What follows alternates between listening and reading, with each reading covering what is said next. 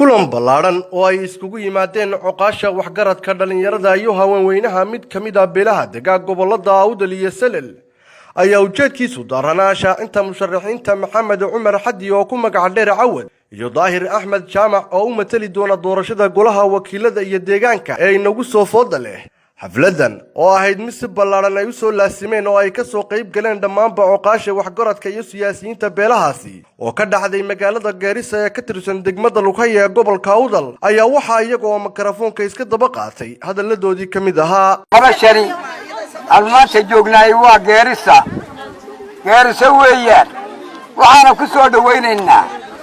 Maxamed Cumar Xadi waxa weeyaan waa ninkii caamka ah ee la iska yaqaanay weeyaan وأنا أسوي كيسي كروحية دائما إلا كلشوا كل شيء أو أبوي يحل جو جوجو دولة بو كمدها نينا نقرن المجنو من أنا ما وحكين وهو مارك تسعن أو سعن ويان إلى عمر حدي إلى السوشيال يعني وجارسة يا الله يلا حكم جدي جاي قدام بيحكمته أكسر دويني تمام الشيء maanta halkan aan taaganahay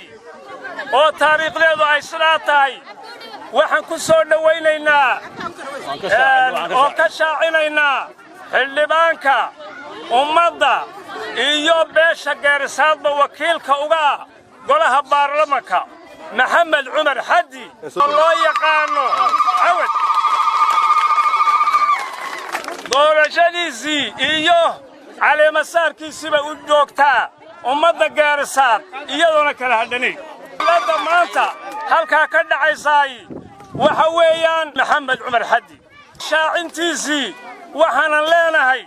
waa taariikhi halkan beesha Maxamed Cumar Xadi soo caleema saartay waa beesha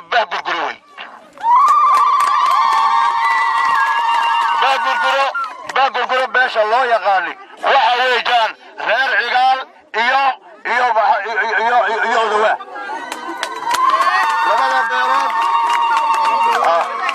labada beelood waxa israaciyay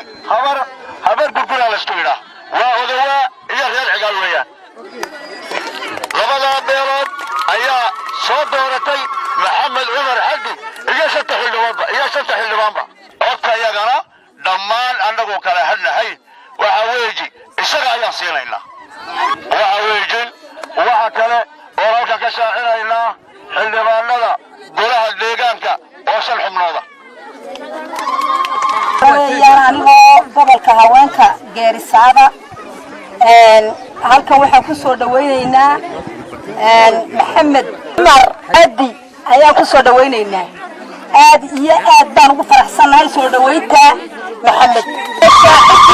ugu dambeyn waxa madashaasi soo xidhay oo halkaasi iyaguna dhankooda ka hadlay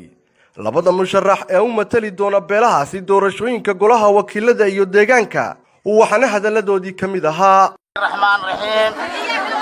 waxaa maanta iga badatay farxadda ballaaran ee maanta beesha ama degmada Gaarisa ka helay ee sida fiican maanta madashan u yimid ee ii soo dhaweeyay ee igu sharaxay inaan wakiilkooga noqdo baarlamaanka Soomaaliland aad baan ugu mahadnaqayaa dadweynaha halkaas ku yimid yar iyo weyn aad baan ugu mahadnaqayaa beesha bagurgura la leeyahay waa beel ballaaran ma beel ku kooban halkan oo kaliya ma waa beel aad u ballaaran sidaas darteedna waxaan leeyahay dad yoo fara badan oo kale oo ilaa maanta saylaaba xafladeeda laga taagaya maanta saylana waa laga taagaya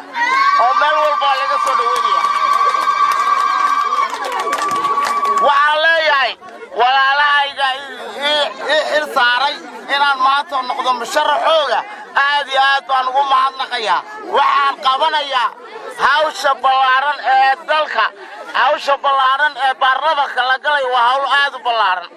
wixii aad ku leedihiin baan halkaan iga soo saaraya xilku waa culis yahay waxa la yidhi xil qaad baa leh xilkaasi haddii insha Allah ta'ala ilaahay nagu guuleysiyo dadka aan doorashada ka doonaynaa ka codsanayna inay noo raaciyaan codkana si ballaaran oo aan kala hadlahay waa Mustafa Xuseen Cabdi Mustafa Garbo magaalada Gaarisa.